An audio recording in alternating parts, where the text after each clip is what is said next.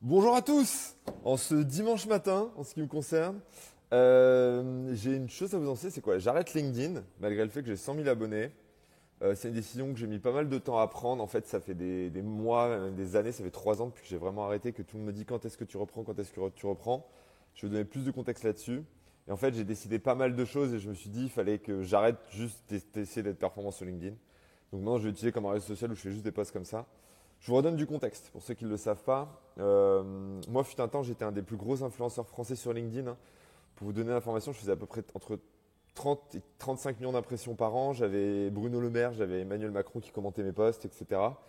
Et j'ai fait une quarantaine de podcasts. On m'a invité sur des podcasts pour parler de l'influence LinkedIn. J'avais fait un cours sur l'influence LinkedIn. J'en avais vendu pour 200 ou 300 000 euros, je crois, quelque chose comme ça. Bref, c'était assez fou et ça m'a beaucoup aidé dans mon précédent business. Euh, mais en fait, moi je pense que c'était quelque chose qui était hyper toxique. Et en fait, j'aimerais bien vous parler de mon rapport toxique à LinkedIn, de vous parler de pourquoi pour moi ça marche plus et pourquoi peut-être que pour vous ça marche pas en tant que fondateur ou en tant que CEO de boîte. Et vous dire maintenant c'est quoi mon objectif derrière ce que je fais là, qu'est-ce que j'ai testé et pourquoi est-ce que je. Enfin, quelle est ma nouvelle stratégie. Je pense que c'est assez important. Il y a beaucoup de gens qui me disent mais pourquoi tu fais cette chaîne YouTube et je vais vous expliquer ça. Déjà, j'aimerais bien commencer avant tout, faire attention. Il y a beaucoup de gens qui pensent qu'être un fondateur connu, c'est indispensable pour réussir. En fait, pas du tout. Le problème, c'est qu'il y a un effet loop. C'est-à-dire que le cofondateur de Datadog, il a monté une boîte à plusieurs dizaines de milliards. Personne ne le connaît parce qu'il est pas sur les réseaux. Mais vous me connaissez moi, vous connaissez Guillaume Houbèche, vous connaissez Théo Lyon, vous connaissez Mathieu Stéphanie. Et en fait, le problème, c'est que les gens qui font des énormes business et dont on n'entend pas parler, par définition, vous n'entendez pas parler. Alors que les gens qui sont très visibles et qui parlent de leur business en permanence, vous avez l'impression, vous voyez que quand vous ouvrez votre fil, donc vous dites pour réussir, il faut que je sois comme eux. Alors qu'en fait, ça représente peut-être 3, 4, 5% des fondateurs. Donc faites très attention, parce que moi, c'est quelque chose que j'ai complètement oublié. Donc j'attaque ça et je veux partager, en fait, pour que ça puisse vous aider, vous, à savoir quel doit être votre rapport aux réseaux sociaux, à quoi ça sert. Et il y a beaucoup de gens qui ont un fantasme derrière le fait d'être connu, et je peux vous dire que c'est pas si bien que ça. Voilà, je vais vous expliquer pourquoi. Alors déjà, je vous explique mon rapport toxique à LinkedIn. En gros, moi, pourquoi j'ai fait du LinkedIn? Parce que honnêtement, je mendiais de l'attention. Je mendiais de l'attention. C'est un truc que j'ai depuis que je suis petit. On voit des vidéos de moi à 4 ans et je suis là à mes parents. Est-ce que vous me voyez? Est-ce que vous me voyez? Est-ce que vous me voyez? Et ça, c'est un truc que j'ai réussi à dissoudre. C'est une peur que j'ai réussi à dissoudre, même si j'aime toujours être reconnu, être vu, etc. Mais là, c'était pathologique. Et en fait, LinkedIn, ça venait comment dire, alimenter ce truc pathologique de j'avais besoin d'être vu. Ce qui fait que c'était vraiment une partie, une part blessée de moi qui faisait ces posts LinkedIn et qui voulait absolument être vu. Et du coup, ça crée pas mal de choses. Et la deuxième chose, c'est que je suis un mec très compète et que du coup, c'était vraiment une addiction. C'est-à-dire que moi, si je faisais moins de likes que le jour d'avant, c'est comme addictif. C'est comme quand vous n'avez pas pris votre café, vous vous sentez mal, c'était la même chose. Je me sentais mal, j'étais en manque. Littéralement en manque. C'est-à-dire, il y a des jours où je me sentais mal et je faisais un deuxième post LinkedIn, un troisième post LinkedIn dans la journée. Parce que je me dis, je me sens pas bien, je me sens pas bien, je me sens pas bien. On pourra étudier avec vous, si vous voulez, les shoots de dopamine, l'impact, comment ça fonctionne l'addiction en tant qu'entrepreneur. Je trouve ça intéressant, mais voilà, pour vous donner des trucs. Donc, tout ça, je le faisais d'une part blessé. Et en fait, qu'est-ce que ça voulait dire tout ça? Ça voulait dire que quand vous mendiez de l'attention et que vous êtes addict à ce que vous faites en tant que CEO, déjà c'est terrible parce que ça vous défocus complètement. C'est-à-dire qu'en fait, mon poste le plus connu, c'est un poste où j'avais dit que les fondateurs de Shine qui vendaient à 100 millions, ils n'avaient pas d'ambition. Et en fait, je m'étais fait démolir dans les commentaires. Du coup, je me sentais pas bien. Et toute la journée, j'avais pensé à ça et j'avais pas réussi à bosser. Je faisais des posts qui marchaient pas. Donc là, c'est vraiment le côté, vous passez pour un con auprès de pairs, parce que là, c'était les gens qui m'avaient dit que ce que j'avais dit, c'était une connerie, c'était des gens très smart. Et le côté addiction, c'est que quand je faisais pas un bon poste, j'appelais mon cofondateur et je lui disais, mec, je me sens pas bien, quoi. Genre, je me sentais pas bien, littéralement. C'est-à-dire, j'étais en boule chez moi. Donc vous voyez un post, vous dites, putain, Grégoire, elle a fait 1000 likes, c'est une star. Et en fait, moi, je me dis 1000 likes, c'est rien du tout, je suis en boule chez moi et je me dis que je suis nul. Un autre truc, c'est que quand vous faites ça, moins vous êtes CEO, parce que vous passez du temps à réfléchir à vos postes, à vos postes, à vos postes. En fait, vous créez un effet qui est que comme vous êtes connu et que vous n'avez plus le temps de vous occuper de votre équipe, mécaniquement, tout le business finit par dépendre de vous. Et en fait, moi, j'étais arrivé à un stade où quand j'arrivais de faire des posts LinkedIn, on avait entre 60 et 70% de notre acquisition de nouveaux clients qui disparaissaient. Donc, c'était quand même assez terrible. Autre truc, on me reconnaissait dans la rue, c'était génial, mais les gens ils m'arrêtaient pas en me disant hey mec, t'es le fondateur de telle boîte, comment est-ce que tu fais pour monter ta boîte aussi vite? On me posait des questions sur LinkedIn. Donc en fait, c'est sympa d'être reconnu dans la rue. On m'arrêtait peut-être quelques fois dans la rue par semaine à Paris. Mais en fait, l'effet négatif, parce que ça fait toujours du bien à l'ego, je pense que c'est toujours agréable d'être reconnu avec quelqu'un qui vous aime bien, etc. Même si vous parlez de LinkedIn, ça vous saoule. C'est que tous les podcasts, est-ce que vous aimeriez me parler d'autre chose? Tous les podcasts où on m'a invité, on peut aller parler de LinkedIn. Et dire comment tu réussis LinkedIn, il faut poster à quelle heure sur LinkedIn, c'est quoi ta stratégie sur LinkedIn. Je ne t'ai pas vu comme un entrepreneur, je t'ai vu comme un influenceur. Et ça, je pense qu'on le sous-estime. On se dit oui, mais c'est pas grave, il fait parler de sa boîte. Mais en fait, pour vous, pour votre ego, c'est un problème. Et en fait, on ne vous invite pas pour les bonnes raisons. Du coup, on ne parle pas des bonnes choses. Et enfin, le côté toxique. Je vous ai parlé de ce post sur Shine. Donc, j'avais expliqué que les mecs qui vendaient leur boîte à 100 millions, ils n'avaient pas d'ambition. Alors que j'avais moi-même une agence qui faisait 2 millions de chiffre d'affaires. Donc, je me tapais un peu démolir et à raison. Et moi, j'avais un groupe de haters avec 40 000 haters. Et il faut savoir que ça, c'est pareil. On dit oui, on lit, mais on s'en fiche. Mais en fait, ça fait mal.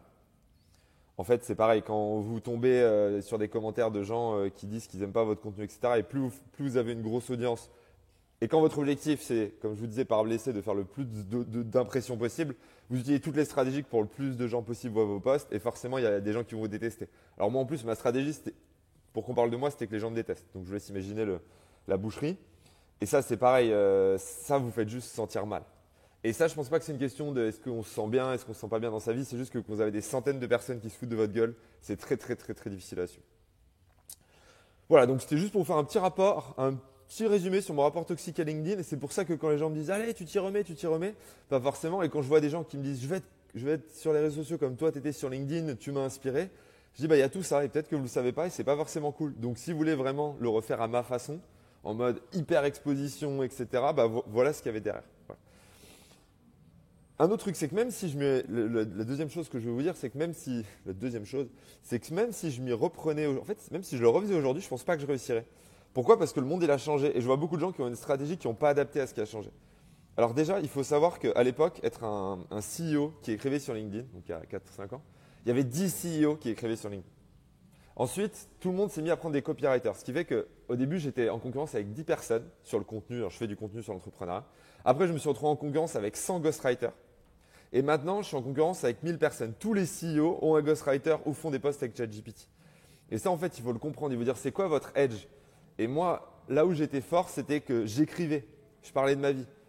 À l'époque, c'était un truc de ouf parce qu'il fallait écrire à la main et en fait, ça prenait du temps, ça prenait du focus. Il fallait être plutôt bon à l'écrit. Mais aujourd'hui, en externalisant ça à un ghostwriter ou à de l'IA, ou un ghostwriter qui externalise à de l'IA, ça c'est un autre sujet, bah en fait, il faut se rendre compte que la concurrence, elle a fait fois 100 sans doute. Quelque chose comme ça.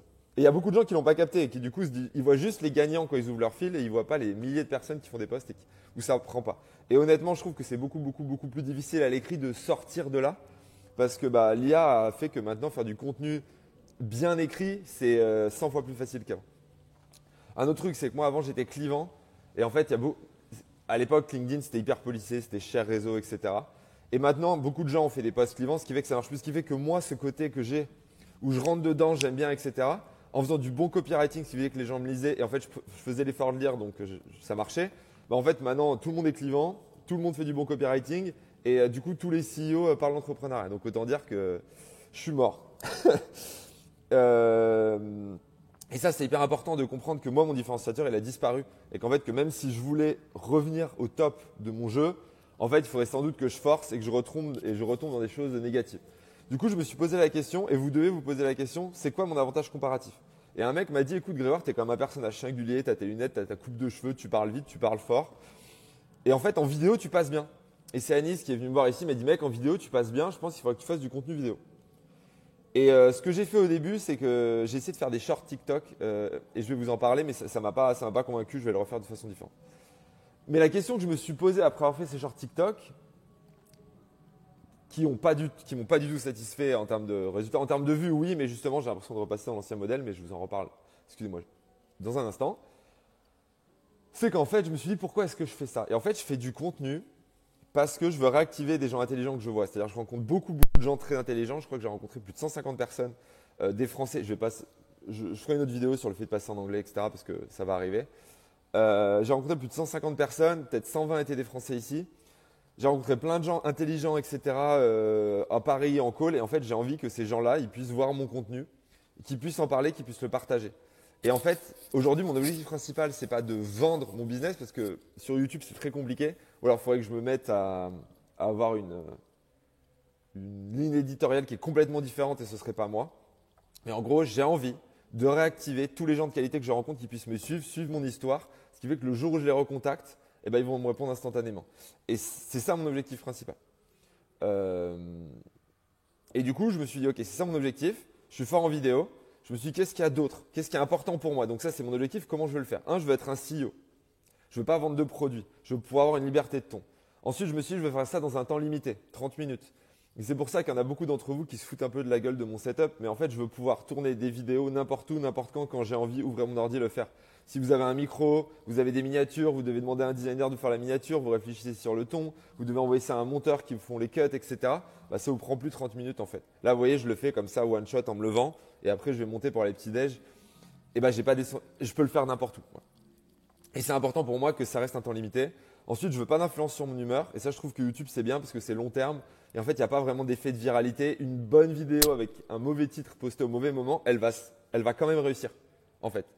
Donc, en fait, j'ai l'impression que YouTube, c'est l'endroit, c'est le contenu du temps long qui, si la qualité est bonne, ça peut réussir 3-6 mois après. Alors que LinkedIn, votre post, il est oublié en 2 heures. En fait, vous n'avez pas fait la bonne accroche sur LinkedIn, votre post, il disparaît. Enfin, je veux un edge sur la concurrence. Je vous disais, je suis fort en vidéo et je pense qu'il y a très peu d'entrepreneurs à San Francisco qui sont capables de tenir une vidéo par jour ou quelques vidéos par semaine, alors que pour moi, c'est hyper facile. Et je pense qu'avec la caméra, je rends bien. Et enfin, une relation de qualité. Et c'est ce que j'ai pas retrouvé sur TikTok.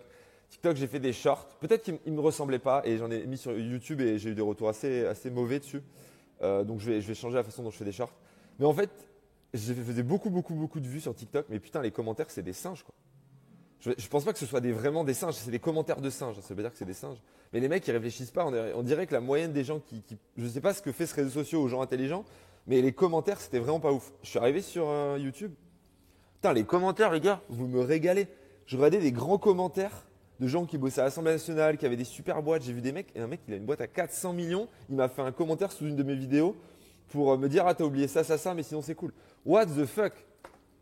Je veux dire, et quand j'ai reposté là sur LinkedIn, instantanément, j'ai revu des commentaires de gars. Oh, franchement, sur YouTube, ça arrive très rarement. Genre très rarement. Et la plupart de vos commentaires sont hyper longs, hyper détaillés. Et en vrai, je prends un plaisir à les lire. Je les lis, vous savez, quand je suis dans le métro, quand je suis enfin dans le BART, le métro ici, quand je suis sur les toilettes ou quand je suis avant un meeting, il me reste 7 minutes, je ne sais pas quoi faire. Et à chaque fois, ça nourrit mon esprit et je trouve ça ouf. Donc tout ça pour vous dire que si vous êtes un entrepreneur, faites attention à ne pas avoir un rapport toxique et à ne pas envier les autres, parce qu'en fait, c'est ce que j'ai fait. Et il y a un effet loop, vous croyez qu'il faut être connu pour réussir, mais en fait, pas forcément. Et être connu, ça vient avec toutes les choses négatives que je vous ai dit. Demandez-vous, est-ce que vous pouvez réussir aujourd'hui sur les réseaux? C'est quoi votre avantage? Demandez-vous, c'est quoi votre objectif? Comment vous voulez le faire? Et ensuite, lancez-vous.